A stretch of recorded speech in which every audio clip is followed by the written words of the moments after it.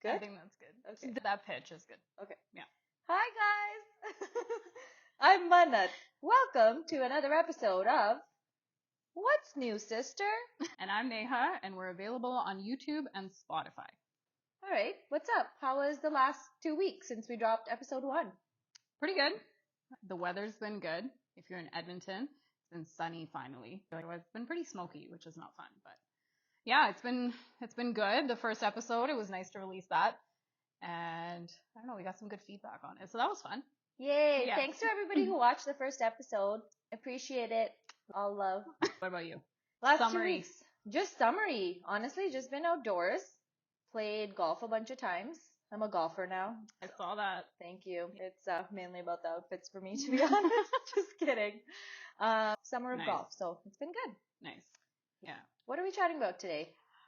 I think you have to explain yourself a little. You have this huge jade you're wearing, and I don't know if they can see it, but I can see it. So I'm, I want to know why. Well, my name definitely doesn't start with J.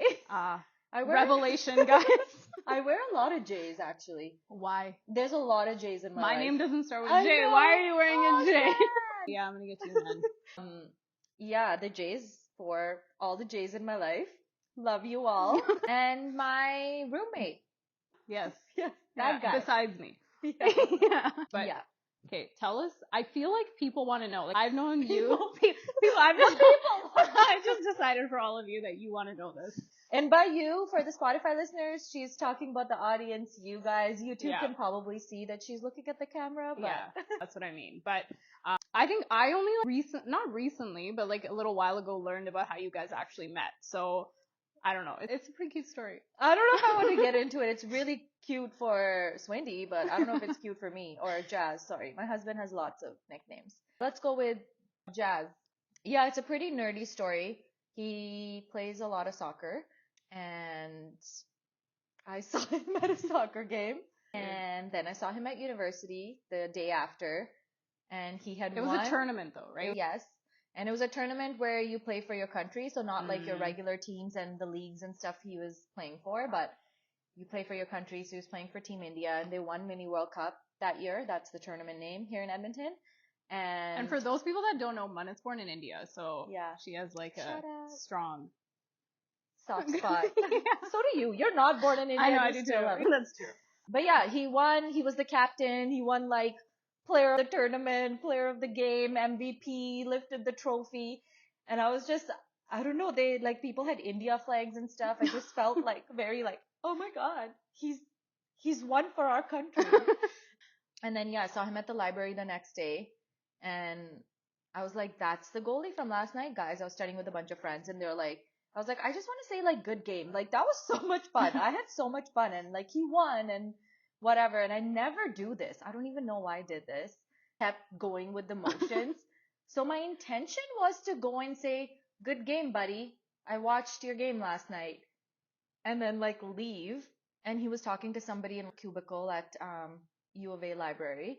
And instead, I think I ended up saying, I saw your game last night.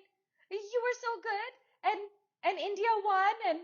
And I'm your number 1 fan. And then as I was saying it, I was like, what are you doing? Just stop. You know, like who says that to anybody? And he's not like Messi. He's not Shah Rukh Khan. Let's be Yeah, honest. Let's leave Messi out of this. I was trying to keep it like soccer specific, that you're like, oh my God, I'm like a fangirl. But I basically acted like a fangirl. And then his face changed. And what did he say though?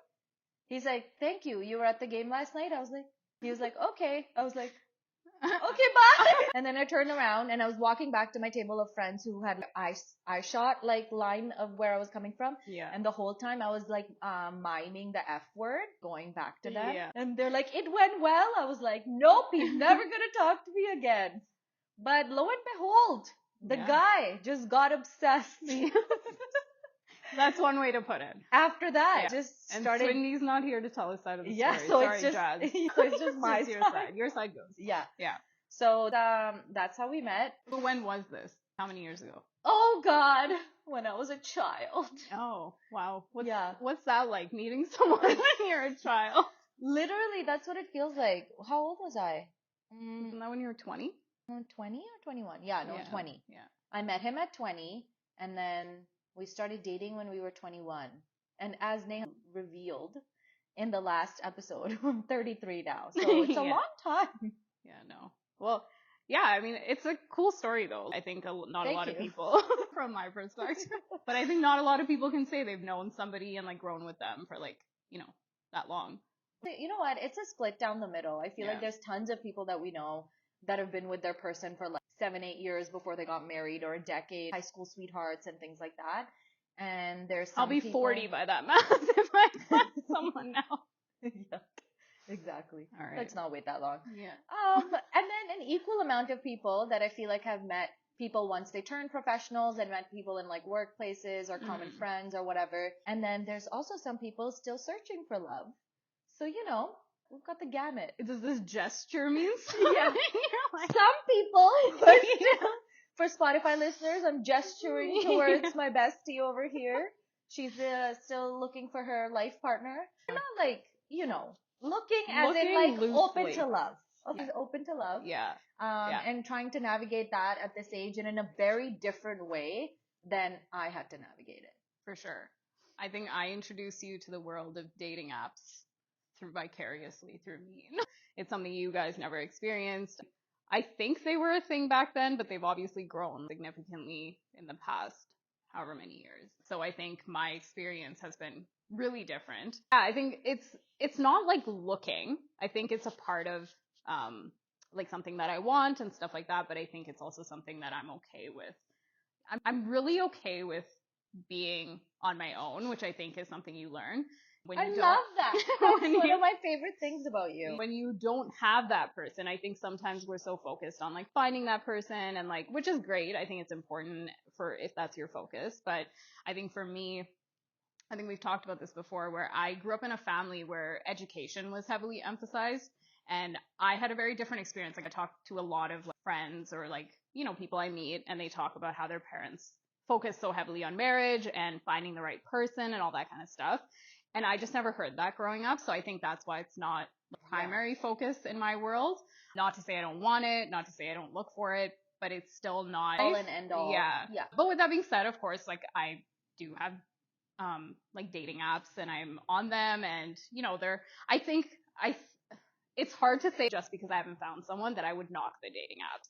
It's a great way to meet people that you wouldn't meet otherwise, right? I think once you leave school and like you're in the professional space, it's really hard to meet with Sorry to cut you off, but also I think in your 30s, not that you become a bit more closed off, for sure not, but you are more set in your ways and set in your network as well. I For think sure. that inhibits you too. Yeah.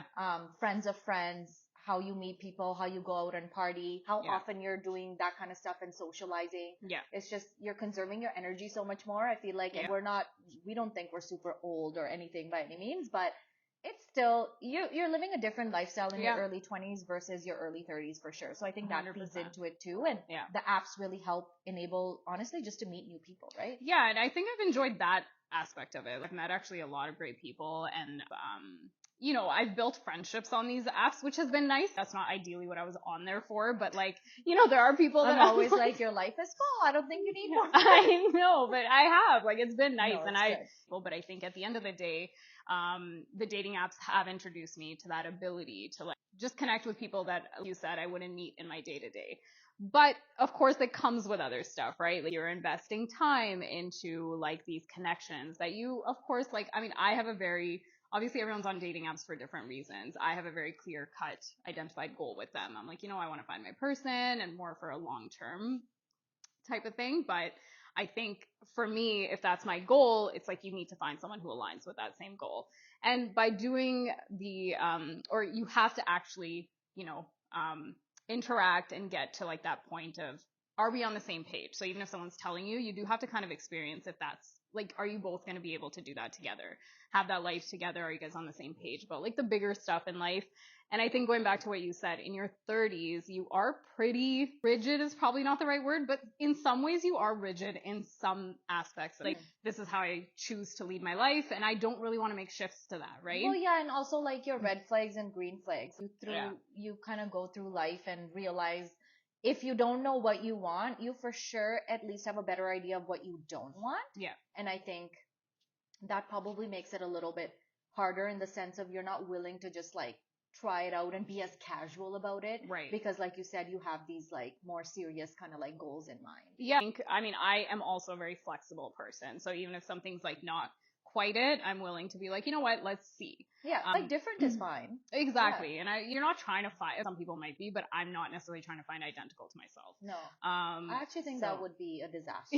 Yeah, exactly. I think relationships that start when you're younger only work and continue to get stronger if you are growing together. And it sounds like so cliche and whatever, but at the crux of it, I feel like you have to be best friends so that you can grow and evolve together and continue to be that companion. Whereas I feel like for you, meeting somebody at this age and just being so much more clear about what you want out of your life and what are the goals that you want to align on and the yeses and nos, that even though it might be harder to initially to like find somebody like that, but I feel like once you get into something with somebody who aligns with those things, then the amount you change in your 30s and 40s, I feel like is a lot less than the amount you change like when you're a teenager or 20s in going into your 30s. So when I think pros and cons to both. For sure. And I think regardless, like life happens to everybody no matter what age you're at, right? So I think that could happen at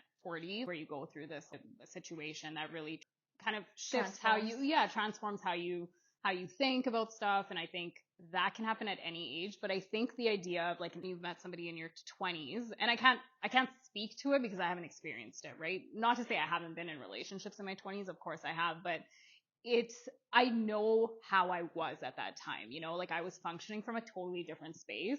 I think there was a lot of, just a lack of understanding of who I was in the context of a relationship as well. And we had this conversation the other day is even if you're pretty logical, when you're emotionally involved in something, that kind of takes a backseat sometimes, right? So it's those kind of things that I think you learn in the context of a relationship. So I don't think either way, we both have very different experiences. So there's like no right way. And there's like, everyone has such a unique story. And I think as long as you're working on continuous understanding and all those kinds of things when it comes to a relationship.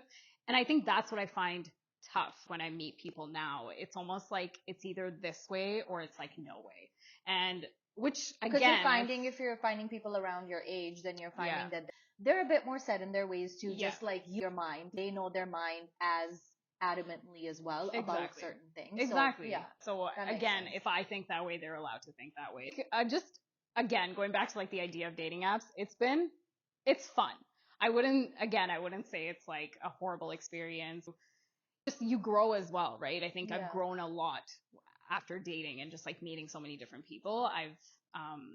And it's just, I don't know, it's something that I'm doing kind of in isolation of every other aspect of my life, right? Yeah. At work, you're interacting with people that you already know. In your friend circle, you're interacting with people you already know. This is outside of that. So regardless, there's something or the other you'll take from the dating. I feel like I'm like promoting dating apps, but like, everyone, find your person. Go on a dating app. But no, I think you're right. And I think regardless of how you meet your person, regardless of whether you've been with them for over a decade, like Jazz and I, or whoever you meet through your app, and it's going to be more, like recent for you, or it's a new person that enters your life in your 30s. I think at the end of the day, like the more important aspect of it, regardless of your journey, is that two individuals should be secure, should be happy, and be a complete, content person on their own. It's just that finding a companion should just make you better together. Yeah. You should be good by yourself, but you should just, if you are finding or choosing to be with a partner in your life, that it should just be better together. Not that you're incomplete without that aspect in your life or without that person in your life. And then when that person steps into your world, together you're just better, and you're then, growing tenfold. And that's what I hope for you. Thank you. You're welcome. That was a lot of serious talk. So we have a fun little bowl here. Do you want to explain the bowl to people? Yeah, we're starting a segment. It's called Take. What's your take? Oh my God. We're starting a segment that I don't even know what it's called. What's your take?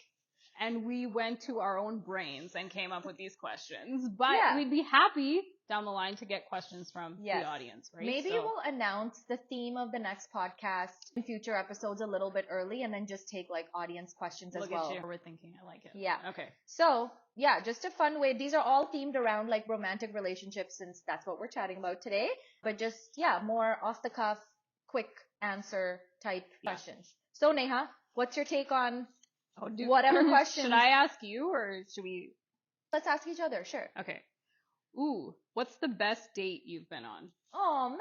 Hopefully it's with Jazz. It better be after 13 years together.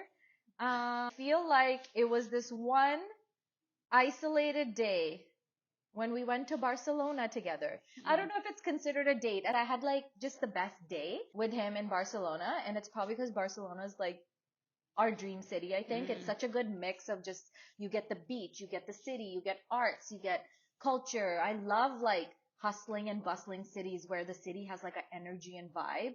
And we were just feeling it. And it wasn't like super crowded, but just crowded enough that you're getting, again, that energy of the city and getting energized by it. And yet it was relaxing. We just chilled on the beach, you know, paid for like a beach towel that was like grossly overpriced, but did it anyways. Just ate like delicious food, amazing weather, went shopping, and just like, I just felt like we were just so present that day. So yeah, I would say that's my favorite day. One of the favorite days. Yeah. Oh my God, should I have said my wedding day? No, that's not a date. No. Maybe that's the best date of your life. Date. Numerically. Calendar day. Exactly. Yeah, my favorite calendar day is June 22nd. There is no right answer here. I was like, that's my favorite day. And then I was like, wait, don't people say their wedding day? But no, I feel like in the premise of date, Yes. that was the best date. Okay, you're not in trouble. Wrong answer. Yeah. Do you want to answer the same question or a different question?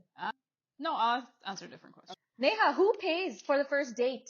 Oh, I think there's a lot of debate around this question. I hear a lot of varying opinions, so I'll give you mine. For me, it's more, I go with the rule of who initiated the date. Oh. Yeah, so for example. Damn, there's rules? Not necessarily a rule, but like for me, if I'm pitching, like, let's say if I want to go to something expensive, my favorite date, I know we didn't answer it, but my favorite date is hockey games. I love going to Oilers games, right? So for me, it would be unfair. I know. So it'd be unfair to expect that of somebody. If I was like, I want to go to an Oilers game as a first date. Yeah. So, you know, they could pay for their own ticket if they wanted to, but I would offer to pay for theirs. Do you know how many people are going to listen to me like, what is wrong she with you? takes a guy. That's not saying that I do this. It's the fact that, hey, I'll go on a date with you. Okay, there you go. Yeah, okay, sounds good. I know I don't do this for friends, but clearly for strangers, I'm like, hey. No, but I think for me, I've always offered. So on a first date, if like I'm on a first date, I always offer to split it. A lot of times the person on the other side will not take the offer. They'll be like, no, I got this. And then I will usually get like the second one. So for me, I don't know, whatever feels right or organic in the moment, I'll be like, okay, cool.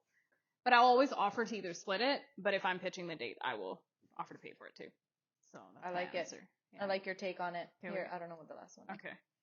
How do you decide who takes the lead? So I think like around the house is what we meant by this question. So apt for you. Who's cooking? Who's cleaning? Yeah, exactly. I feel like in general, the way me and Swindy are anyways, I think I take the lead on like day to day and he takes the lead on all the big stuff. And we just like to play to each other's strengths. And that's what we've always done. Yeah. Whatever domain seems like it's this person's strength, that person ends up taking the lead. Yeah. And that's not to say some days I'm gassed out, some days he's gassed out. So we go into each other's domain as required. Right. But in general, that's just how it's been. Yeah. If the question's about house stuff or house chores, I do the cooking because that's my forte. And he does the cleaning because that's his forte. So this girl is not doing any dishes or laundry.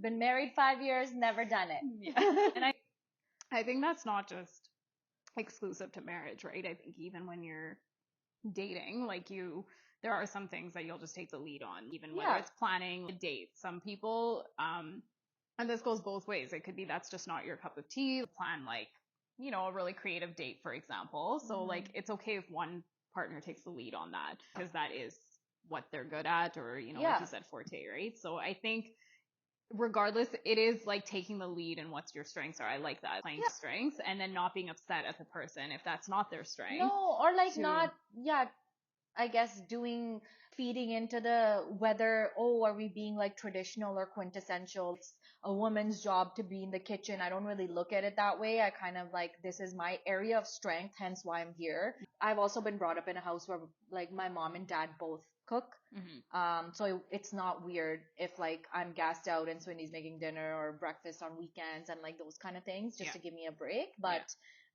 and skip the dishes, sponsor us also gives me a break.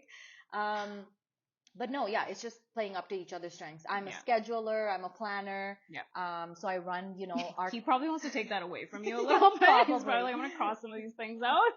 So I run our shared calendar, Yeah. and our socialization schedule and like Yeah. all those nitty gritty kind of things. But he's just great under pressure in stressful circumstances. He stays like very even keeled, is able to not only keep things in perspective for himself, but also if other people are getting pigeonholed like me, he has the ability of pulling people out of that and Mhm. kind of reminding people that this is, it's transient. It's just how it is right Mhm. now. And so yeah, that's his strength, and he ends up taking the lead on those kind of things. So yeah, that's how we kind of split it. And I'm sure it's different for different houses. And Yeah.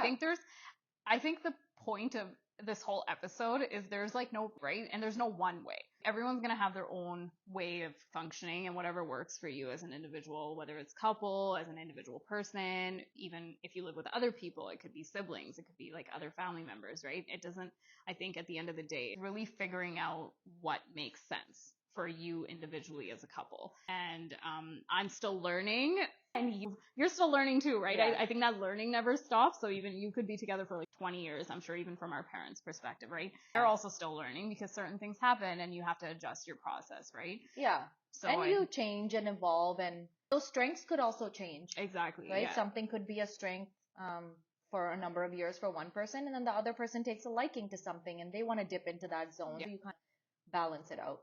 Yeah. Balance. It's key. Anyways, hope you guys enjoyed today's episode. We'll be back in 2 weeks on a Wednesday with a new topic, some more fun. And until then, spread the love. That's a wrap. See you.